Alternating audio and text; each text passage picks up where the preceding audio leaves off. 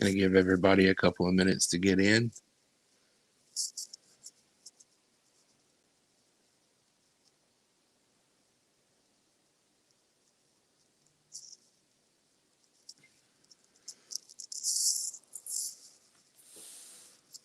So to kind of give you an idea of what I'm going to be doing tonight, I've got a short box beside me. Just going to be hanging out with you guys and going to be hopefully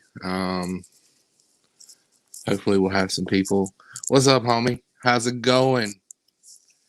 Hopefully we'll have some people joining in. I'm going to pull up my uh, channel on YouTube real quick so I can keep the comments on the screen in front of me.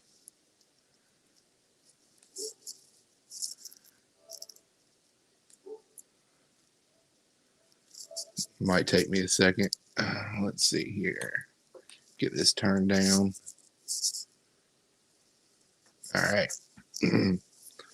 So, how are you doing tonight, man? Super crispy. uh,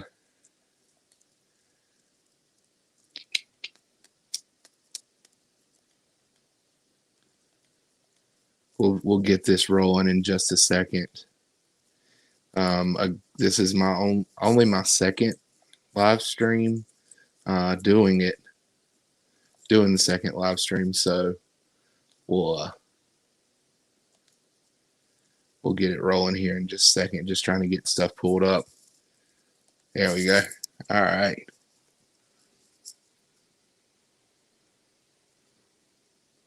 What's up, Adrian? How's it going?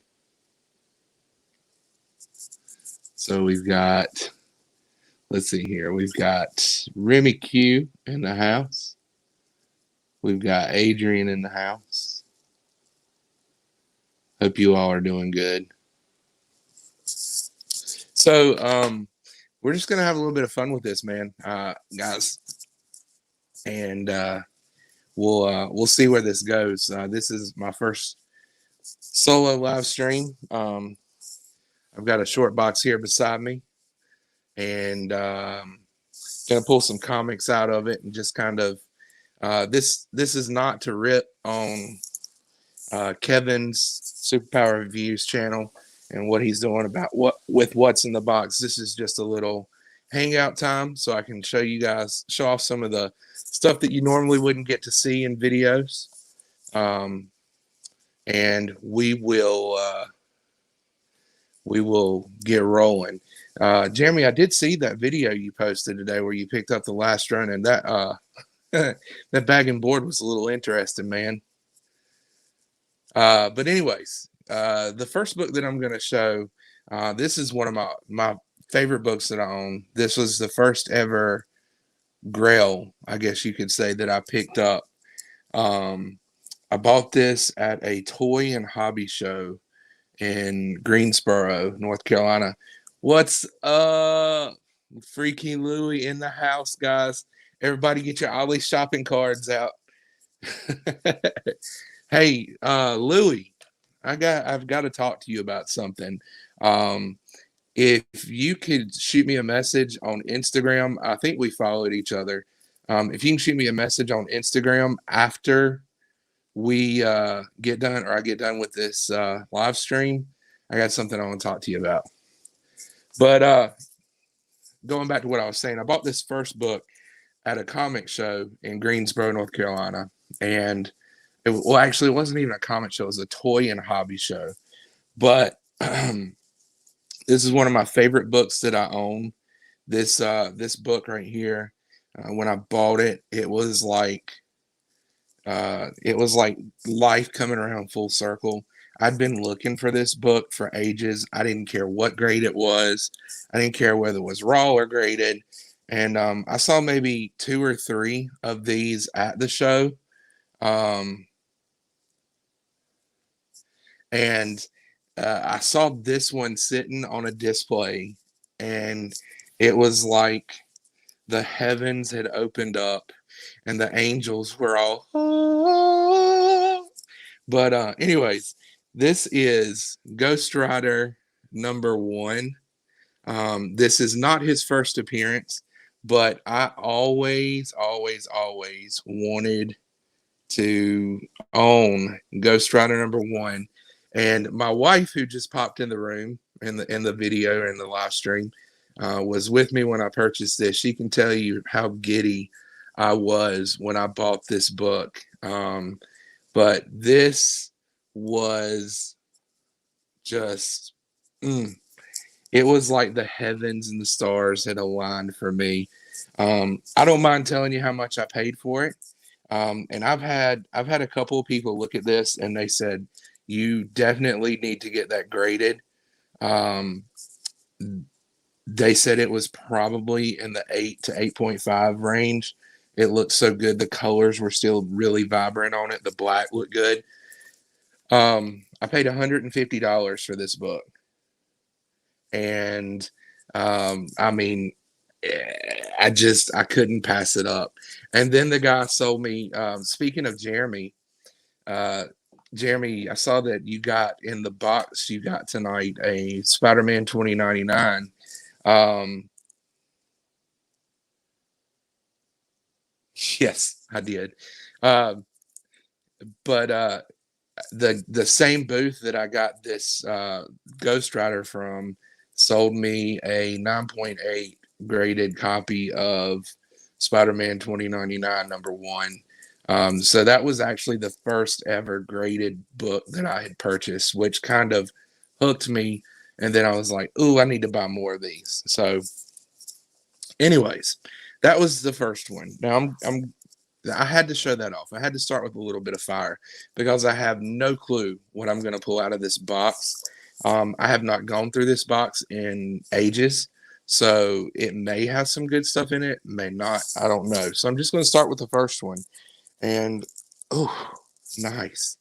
Okay, so this first box here, this is a beat to death. Like this has been beat with the ugly stick, beat up.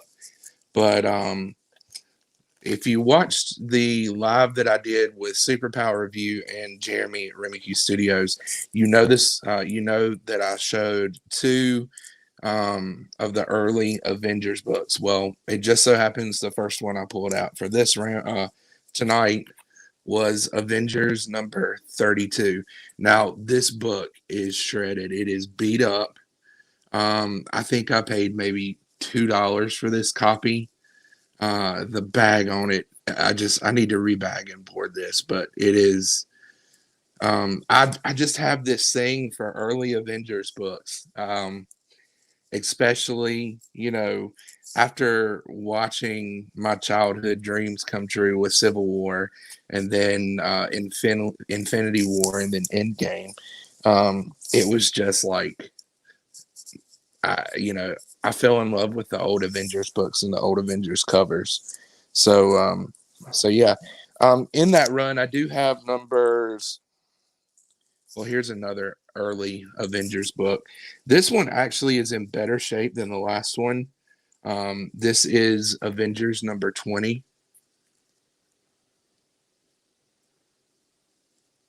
But I do, like I said, I have loved the Avengers.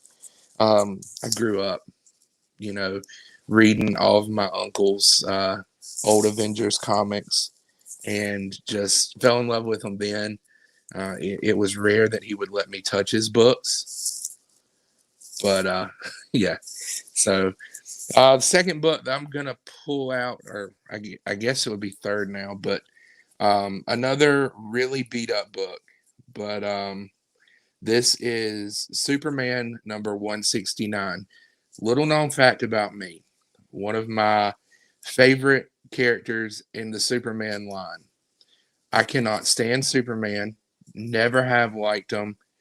Don't get him as a character. Who's my favorite Avenger?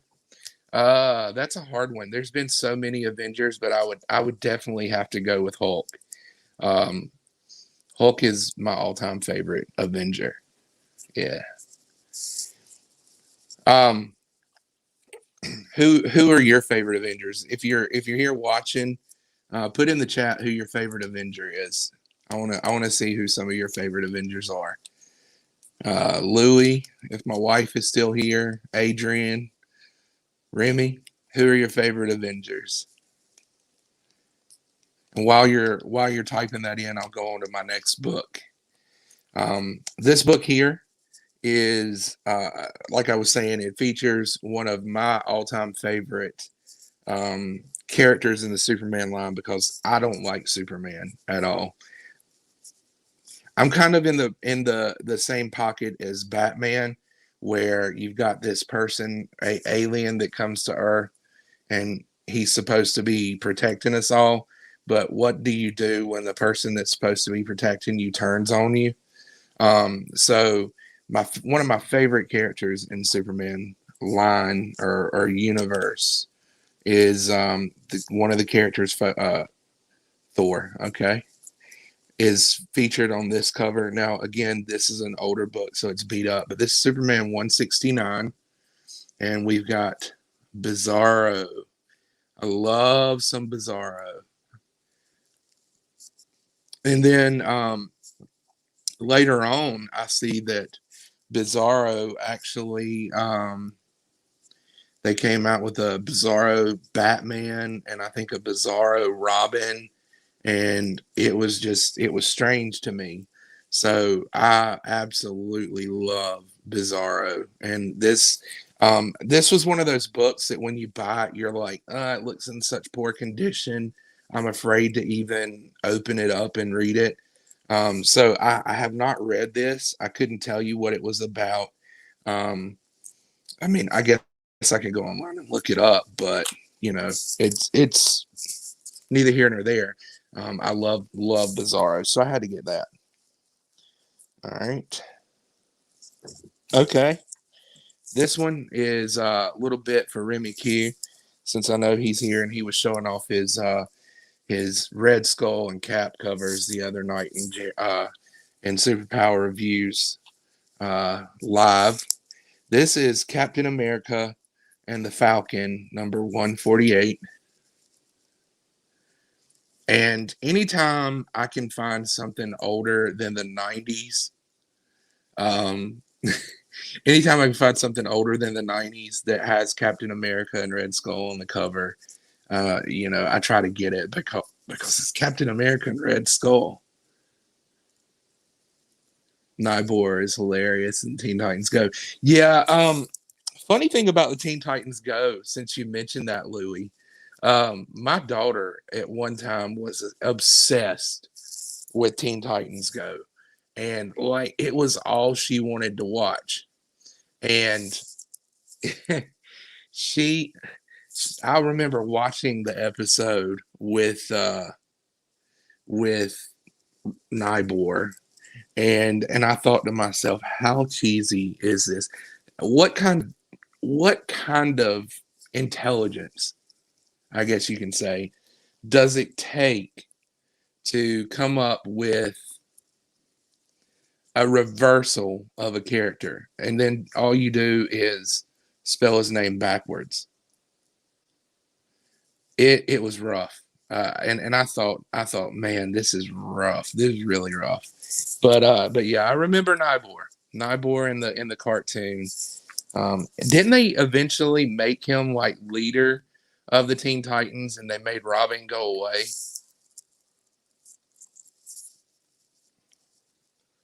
Your daughter too. Okay, how about this one? Um, so this is um, they consider it a 3-star issue. We're going DC here. Going back to DC. We were just at Marvel. Um, when I first got back into comics, I into buying comics really heavily. I I was reading about some of the older books because I really wanted to focus on some of the older books that were available. And I was reading about Wonder Woman, and see, at the time I'd never really cared much about Wonder Woman. I knew who she was, knew where she was from, but I didn't really care enough about her to know kind of the history behind her books. And I started reading that a lot of her books were based on bondage. The cover art, at least, they use bondage a ton. And I was like, that's interesting, that they turned her from this kind of submissive, I don't know if you really want to use the word submissive person, but they turned her from that to this uh, focal of women's power and the strength that women have. And I was like, that's pretty cool. I like how they took a character that was already established, kind of took the base of what she was about and flipped it to make her this symbol of power for women.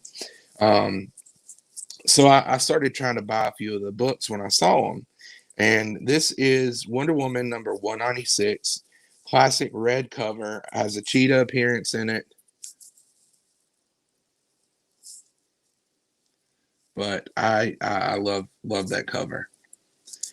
It's just, to me, when you talk about the Wonder Woman bondage covers, this is one of the most iconic covers that has that on it. Um, I didn't know this issue was as big as it was, um, until I started looking up stuff, and I had found it and I bought it before I even knew anything about it, really. Um, but that book, apparently was a lot bigger. Yeah, was a lot bigger than I thought it was, and I bought it for like dirt cheap. It was like $12. Um, so it was really really kind of a shocker for me. Okay. Um, so we'll go from DC back to Marvel. I guess it's only fitting, right? So this is an Amazing Spider-Man. This is number 162. It is a beat up copy. Wow, get my words straight. Um, and I only paid six. No, the sticker price is wrong on this. I paid $3 for it because he was running a 50% off of his silver and bronze age, and I found this in the box. So this is Amazing Spider-Man number 162. We've got the Punisher, Nightcrawler, and Spider-Man on it. And if I'm not mistaken, like the sticker says, this is the first appearance of Jigsaw, who was one of the Punisher's biggest arch enemies. What's up, James? How's it going? It's good to see you here tonight. Appreciate you coming on and watching. This was kind of a surprise pop up stream, just to kind of hang out.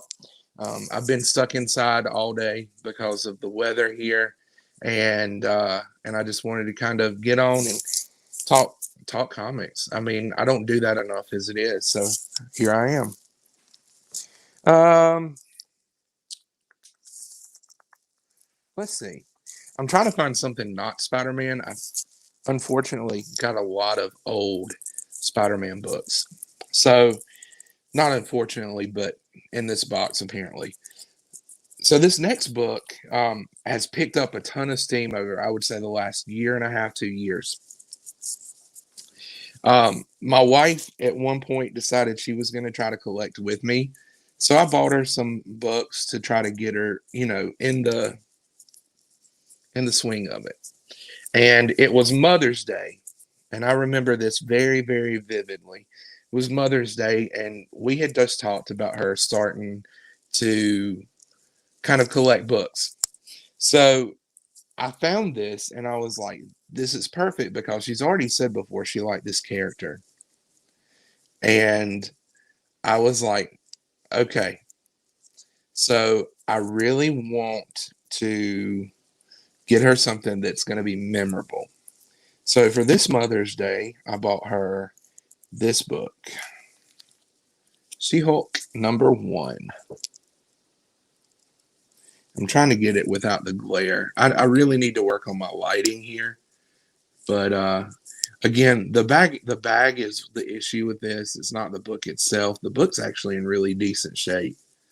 But first appearance of She-Hulk. Love this book. Love this cover. She kind of got out of collecting books with me. I think she saw the price of it, and she was like, "I don't know about that," or the price of books and how much I spent on them, which is way too much at times. But this book ended up in my short box. So She-Hulk. Let's see here. I want to see who we got with us. Says we got 6 watching. The book is savage, as Freaky says. Let's see here. I do want to. Let's see. There we go. We got James with us.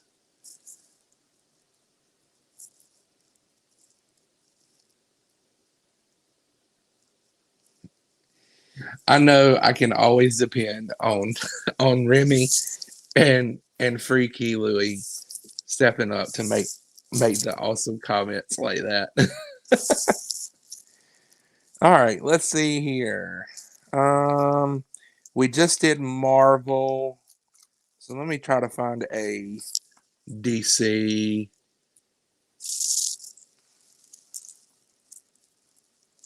Actually, this one's kind of the oddball. This is an '80s book, or it's obviously going to be an '80s book. But how many of you, when you were younger, and this is for anybody that was in '80s or before, born '80s or before, okay? How many of you remember um, the Chuck Norris and his Karate Commando show cartoon that came on? Because if you do, we have Chuck Norris and the Karate Commandos #1. This is a book. This was actually one of the very first comic books that I owned. And it is still in really nice condition. Um this one right here is an oddball. And honestly, I don't know where I got it from. I think I may have gotten it from a comic shop in Durham, North Carolina, when I went to stay with my grandparents. They always took me to a comic book shop that was somewhere around in their area. And I have issues 1, 2, and 3 of this. So yeah, this book, Chuck Norris. I mean, Chuck Norris could whip Superman, Batman, Hulk. I was about to say Thor, but I didn't want Jeremy to throw anything at me virtually. He could whip any of the superheroes with his feet tied and hands tied behind his back. But yeah, Chuck Norris and the Karate Commandos. I don't how it ended up in this box. I'm not sure. Um, let's see. Okay, how about this one? Let's see here. Chuck Norris was my only positive redheaded role model. Louis. Oh man. See, you say stuff like that, it gets me tripped up. That's pretty good. Thor would lose. Thor would lose to Chuck Norris. Could Chorton to could Chuck Norris lift Thor's hammer? Would Mjolnir deem him worthy? Do you think? I don't know. I think Chuck Norris would be worthy. Chuck doesn't do push-ups. The world pushes away. And here we go with the Chuck Norris jokes. Chuck Norris is so good he could unscramble your eggs. Next book we have King Sized Annual, the Avengers King Sized Annual #10. Anybody know what this book is popular for? I'm sure you do. What is this book known for? It's a first appearance. Anybody? Right here in this little corner. right here. Anybody know who that is? Who is the mystery character?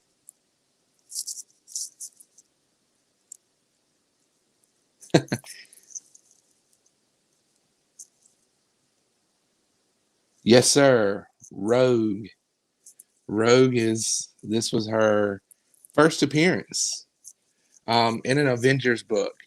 Now, going back to Thor, and this is a question that I've actually asked people before, and I can never get the same answer from anybody. Okay, there was a what if comic that was written about Rogue, and she inherited Thor's powers or got Thor's powers, and she lifted Mjolnir.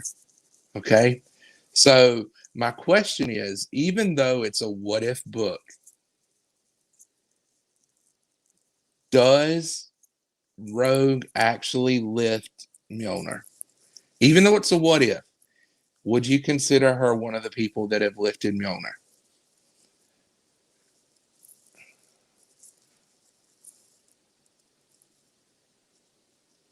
If you spell Chuck Norris and Scrabble, you win forever.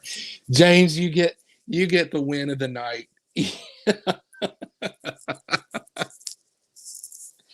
Oh, that's good. That's really good. But yeah, it would Thor, or actually would Rogue be one of the people that you consider has lifted Thor's hammer?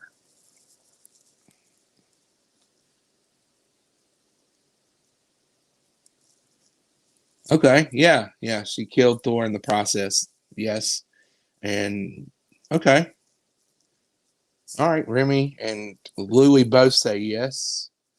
All right, good deal. I I personally think she does that it would count. Um, I always like hearing people's did this person lift Mjolnir? Jeremy had a good one in Superpower Reviews the other night where he was talking about a fight between Hulk and Thor, where Thor was currently using Mjolnir as the walking stick, and uh, Hulk picked it up, but briefly.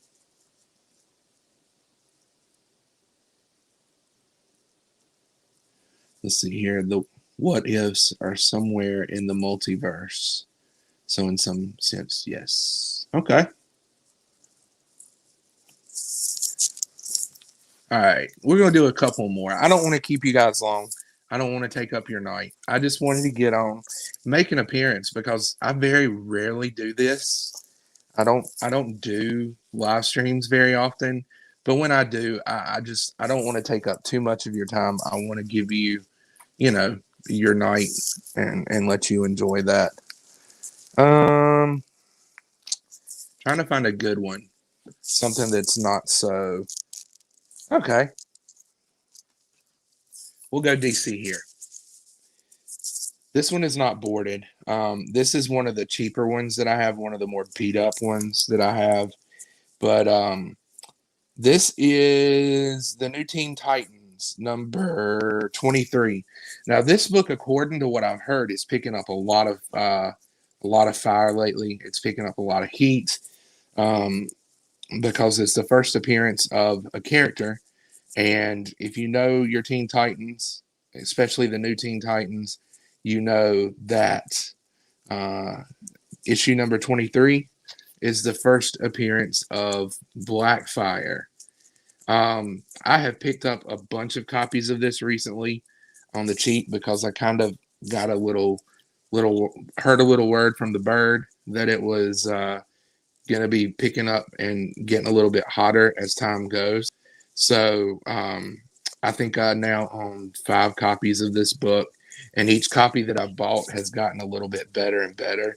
Um, Now, again, I am not a big fan of the Teen Titans, but Blackfire and Starfire are two of my favorite female heroes in the DC universe. Um, I like the story, but then again, you get into the whole the whole idea of an alien coming to Earth that's supposed to protect, and what happens when they turn. So, my love for her, at least Starfire, only goes so far. Um, let's see. Somehow or another, I ended up with a lot of Jonah Hex in this too. This box.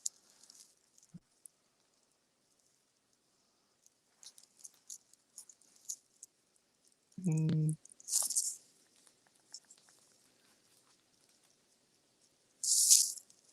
That this is very true, Louie. I'm sorry, I'm just seeing your comment. It's very true that she was originally a what if.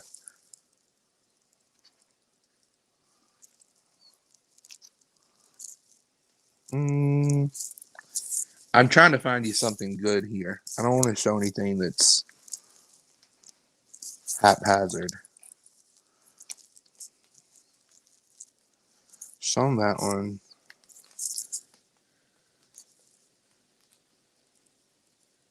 Yeah, yeah, and that's where I was hearing that. That's where I was hearing that she was going to kind of pick up at. Louis says that the Teen Titans DC show cliffhanger involved Blackfire.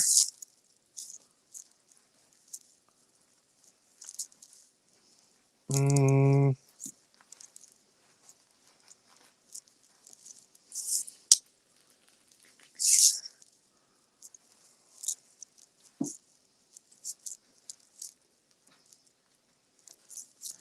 I may show one more, and we'll call it a stream.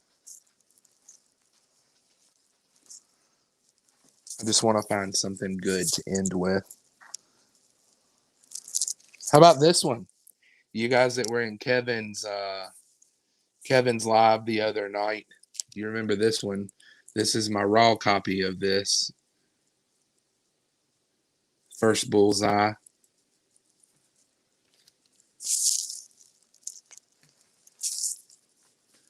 Marvel created a what if Chuck Norris actually lost a fight comic 2 days after they got the green light for the Fantastic Four reboot. All copies were destroyed in the next day.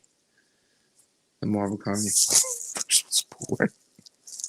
Okay, here we go. This is a good one. I think this will be good.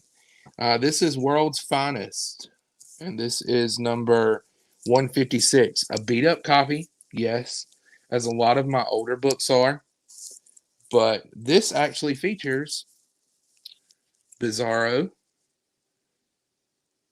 Bizarro World Batman, and the Joker behind bars. It's 12-cent book. I love that cover. Anything with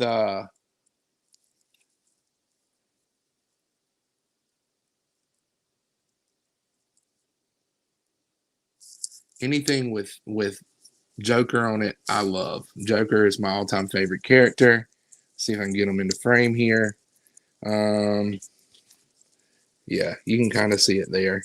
I have the animated series Joker tattooed on my arm, but I absolutely adore this cover. Um, I mean, it's got Bizarro, Joker, and then it's got Batman, who is my favorite hero. And yeah, so here's my last one that I'm going to show. And I'm going to do this kind of for my boy Jeremy because I know that his wife is a big fan. If you caught her sneak live stream, you'll know this. But bam, you got the Shazam number one. Shazam has always been a really difficult character for me to catch up with. Um, I love the character. I love that.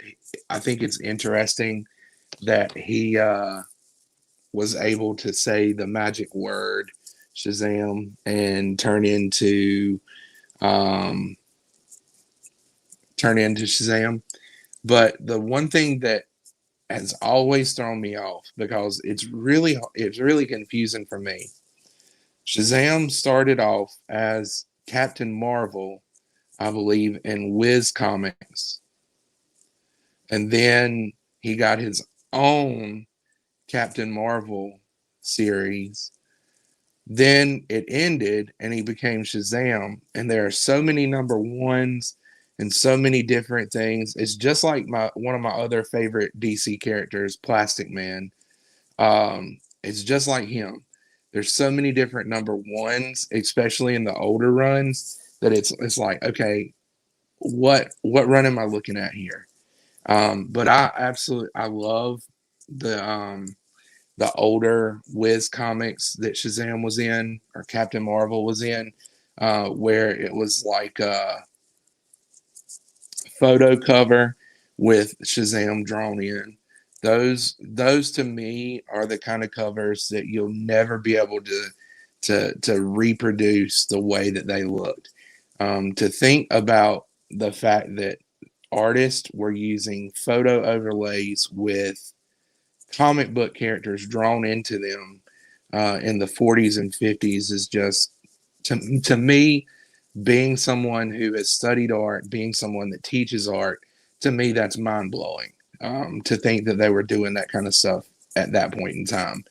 Now, of course, you had people like Andy Warhol who came along in the late 50s, 60s, and 70s that did the photo screens and stuff and made stuff like that possible. But um, for the early Wiz comics to have those was just spot on for me. So, anyways, again, I didn't want to make this super long. We've been on for almost 38 minutes now. I just wanted to get on, say hello, make my presence known, because sometimes you just have to put your foot down and make your presence known. And Jeremy, if you look behind me right there, yeah, I'm sure you remember that book. That's the book that Jeremy sent me for Christmas. Um, I forget the camera reverses. Can you see Chuck Norris again? Absolutely. And I'll do you one better. I'll do you one better on the Chuck. Okay? Just for you all that are here. I'm gonna do you one better. Not only will I show you Chuck again, but I'll show you Chuck again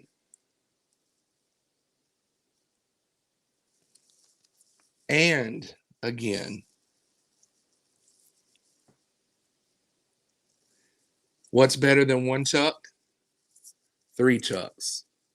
And do you know what you say when you see three Chucks? What's up, Chuck?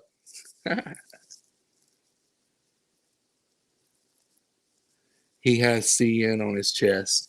So yeah, I guess he is technically a Superman or a superhero. Boom. CN right there. Too bad it's not a CM. I think I could go for that. But anyways, you got to see Chuck again. Um, thank you guys for coming and hanging out with me. I know this was kind of a quick last minute thing. I know that you guys probably have. What's up, Mastodon Comics? How are you doing? I know that you guys probably have a lot of stuff that you are doing. Chuck Norris, seeing is the last thing villains see. Chuck Norris can kill two stones with one bird. But yeah, again, I needed to show up, make myself visible. I didn't want too much time to go by before you guys saw me again, even though, I know that when I show up on camera, I make everybody jealous with this gray beard, this Santa Claus beard. But, I just like getting on, hanging out, and I hope that you all have a wonderful night. If you're in bad weather, stay safe. But I'm going to leave it out by saying the same thing that I always say: be a blessing to somebody, either the rest of today or tomorrow. Most importantly, I hope that you guys are blessed. We'll see you next time.